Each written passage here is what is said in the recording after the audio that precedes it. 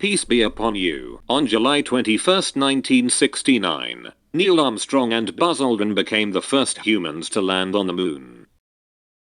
And proceeded. 3, 2, 1. Ignition. Right away, Houston. Vector grid. X-Thought.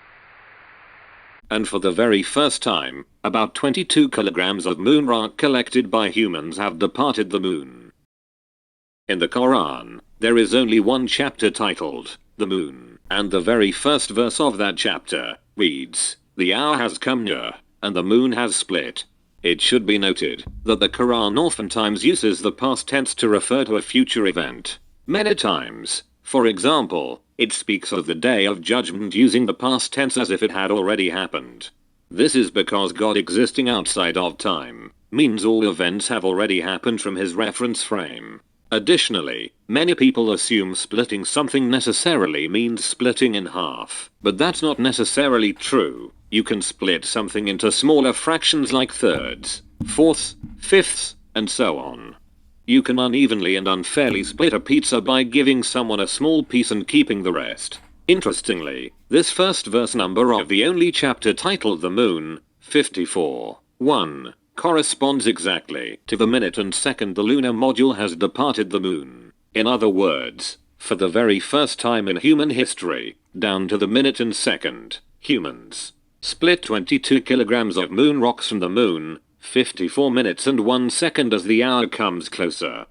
Now, one may ask, why isn't the exact hour of this event coded in the Quran too? The exact hour varies depending on your time zone. There is no fixed hour this event happened, but in all time zones, this event happened 54 minutes and 1 second as the hour, 60 minutes, comes closer. The minute and second are constant throughout all time zones. Amazingly, you will find there are exactly 1,389 verses after this verse. You will find that the year 1389 using the Islamic calendar corresponds to the year 1969, the year of the moon landing. And this is easily verifiable. Just open up an Excel sheet. List all the chapters from 54 to the last chapter and the number of verses in each chapter, and add them up.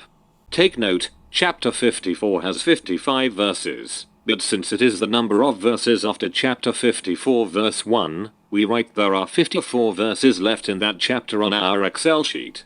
Moreover, you can find a calendar converter anywhere online and type in what day the 21st of July 1969 corresponds to in the Islamic lunar calendar. If you are calculating by hand, beware the lunar calendar has 354 days per year rather than 365, so the years are not 1-to-1. Amazingly, chapter 54 verse 1 is the 21st mention of the word moon, and amazingly there are 7 mentions of the word moon after this chapter. It just so happens they departed from the moon on the 21st of July. Now hold on. Why did the Quran use the lunar calendar when coding for the year of the moon landing, but the solar calendar when coding for the month and day? The Quran is a timeless message and it recognizes both the lunar and solar years. For example, the word day is repeated in the Quran 365 times, which makes up a solar year rather than a lunar year. Moving on. The 19th mention of the word moon exists in the only verse in which the word moon is repeated twice, verse 41:37 in the chart above. Again, I want to reiterate that the 19th mention of the word moon is the most unique one, in that it exists as the only second mention of the word moon in a single verse in the entire Quran, and the next occurrence of the word moon occurs in the title of a chapter rather than within a verse. Almost as if God is using code 19 to take ownership of this miracle. We will discuss the significance of this number, 19, in future videos, God willing. Now, let's take a short side step. If we write the date of this event using the traditional notation method, the one used by the majority of the world, day, month, year, we get a number that is a multiple of 19. We will discuss the significance of the number 19 in future videos, God willing. Now, we don't believe there are coincidences in the Quran, so we ask the question, why did God have it such that the 20th mention of the word moon is part of a chapter title rather than as part of a verse? Could there be a reason behind this? As it turns out, Humans departed the moon on the 21st of July, but we landed on the moon itself on the 20th of July. As we mentioned previously, when we take into account the word moon and the chapter title of chapter 54, Quran chapter 54 verse 1 becomes the 21st mention of the word moon. But if we do not take chapter titles into account and only accept verses that include the word moon, Quran 54 verse 1 becomes the 20th mention of the word moon, and so there are still 7 mentions of the word moon after this one. 7 corresponds to the month of July. So by making the 20th mention of the word moon in the chapter title, the Quran simultaneously coded for the 20th of July and the 21st of July, which by the way are the only 2 dates humans spent on the moon during this landing. But remember how we talked about the Quran recognizing both systems in use, example, lunar and solar calendar, and how we talked about the day, month, year system being a multiple of 19. If we also include the 20th of July, which is also coded in the Quran, but we write it in the other commonly used system of writing the date, month, day, year, we also get a multiple of 19. Thus we see why God made the 20th occurrence of the word moon in the chapter title, so that he would hint at both dates being significant, so that both dates end up being a multiple of 19 when written in each of the common dating conventions. Now, remember how we said earlier that the 19th mention of the word moon in the Quran is the most significant one, in that it is the only time the word moon is mentioned twice, 2, in one verse. It just so happens that we spent 2 days on the moon and both of those dates just so happen to be multiples of 19. Again, the number 19 is of major significance in the Quran. This will be explained in future videos, God willing. To recap so far, the first verse of the only chapter titled the moon in the Quran is chapter 54 verse 1, corresponding to the minute and second the lunar module departed the moon. The number of years after this verse corresponds to the year of the moon landing, 1969. The number of occurrences of the word moon before and after this verse is 21 and 7, corresponding to the date of this event, the 21st of July. So we have all the times down to the second and up to the year corresponding to the moon landing. We have the year, 1969, the month being July 7, the day being the 21st, and the hour being mentioned directly in this verse, the minute being 54 and the second being 1. Layers upon layers of improbability, all coded for in this verse. Praise God, this is extremely impressive. What is the probability that every time measurement, from the year all the way down to the second reflecting the moon landing would be coded in the Quran? A few more interesting features of this verse is that it has 22 letters. This amazingly corresponds to the 22 kilogram of moon rocks collected from the moon and the near 22 hours they spent on the moon. Moreover, the very next verse, 54:2, reminds us that this is a miracle or sign from God. These 2 verses are the only ones referencing the splitting of the moon in the Quran, and interestingly, when you add the words of these 2 verses together you get 11. It just so happens that the 1969 moon landing that split off 22 kilograms of moon rock from the moon was named Apollo 11. To repeat, the only verse that directly mentions the splitting of the moon has 22 letters corresponding to 22 kilogram of moon rock split from the moon, and the only 2 verses that reference this specific moon landing prophecy has 11 words corresponding to Apollo 11. Okay, now let's do a rough probability analysis. If you are not interested in this, you can stop the video here.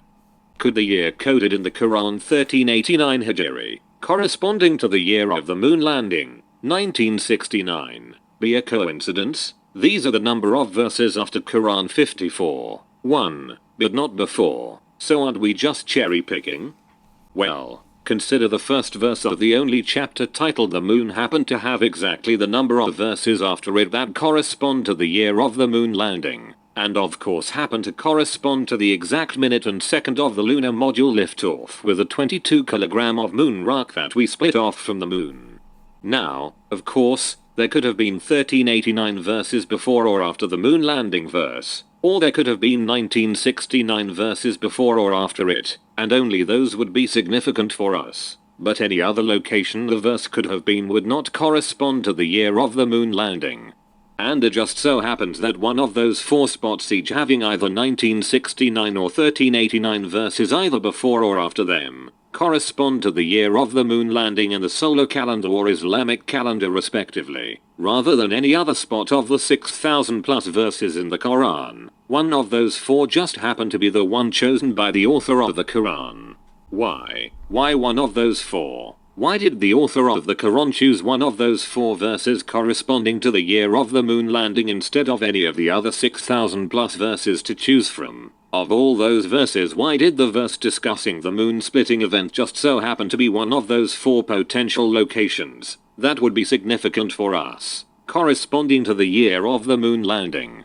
The odds of this occurring by chance or coincidence is 4 in 6,234, or in other words, there is a 99.9% chance this is not a coincidence. Now, what is the probability that the verse describing the splitting of the moon, 54:1, corresponds exactly to the minute and second of the lunar module liftoff with the 22 kilograms of moon rock that we split off from the moon? There is only one verse in the Quran labeled 54:1. So the probability would be 1 over the number of verses in the Quran, or 1 in 6,234, or, in other words, there is a 99.98% chance this is not a coincidence. Combining those 2 previous probabilities, 4 over 6,234 times 1 over 6,234, yields a probability of 99.9999% chance both of these findings occurring together is not a coincidence. And we didn't even take into account the author of the Quran could have coincidentally put in more verses in it, 7,000, 8,000, or 9,000 plus. There are books much larger than the Quran in existence, and if we took that into account, the probability that all this was a coincidence is even more improbable. We didn't even take into account the probability of how every time measurement between the year, month, week, day, hour, minute and second of the moon landing would be coded for in the Quran using this verse. We didn't even take into account the probability of how the only verse that directly and specifically mentions the splitting of the moon has 22 letters corresponding to the 22 kilogram of moon rock we split off from the moon in the 22 hours they spent on the moon. We didn't even take into account the probability of how the number of words in the only 2 verses referencing this moon landing prophecy, sign, miracle, happens to have 11 words corresponding to Apollo 11. Had we performed a probability analysis taking all of those into account, the probability this all is just a coincidence becomes much more improbable than it already is. If you like this video, please like and subscribe for future videos. Join our Discord, link in description, where we have 24/7 live conversations. Please drop by, ask any questions or leave any comments. We welcome new members of all backgrounds or religious beliefs. We also have a podcast, Quran Talk, and a Quran study app, link in description, you can download. Thanks for watching.